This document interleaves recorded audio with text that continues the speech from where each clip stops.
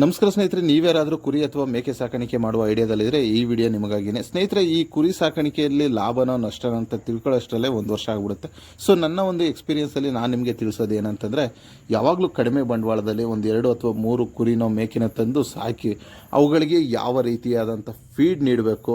So ಪ್ರತಿಯೊಂದೂ ನೀವು ಅರ್ಥ ಮಾಡ್ಕೊಳ್ಬೇಕು, ಪ್ರತಿಯೊಂದು ಎಕ್ಸ್ಪೀರಿಯನ್ಸ್ ಆಗಿ ನೀವು ತಿಳ್ಕೊಳ್ಬೇಕು.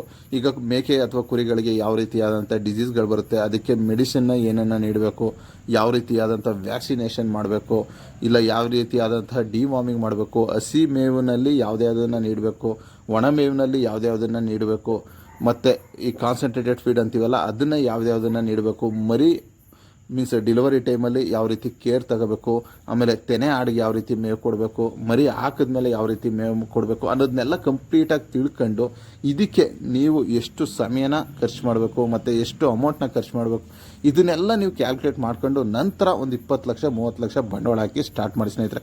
ಒಂದೇ ಸರಿ ಇನ್ಫ್ಲುಯೆನ್ಸರ್ಗಳು ತಿಳಿಸ್ತಾ ಇದ್ದಾರೆ ಅಂದ್ಬಿಟ್ಟು 15 ಲಕ್ಷ 20 ಲಕ್ಷ ಹಾಕಿ ಕುರಿ ಮೇಕೆ ಫಾರಮ್ನ ಸ್ಟಾರ್ಟ್ ಮಾಡಿ ಕೈ ಸುಟ್ಕೋಬೇಡಿ ಸ್ನೇಹಿತರೆ.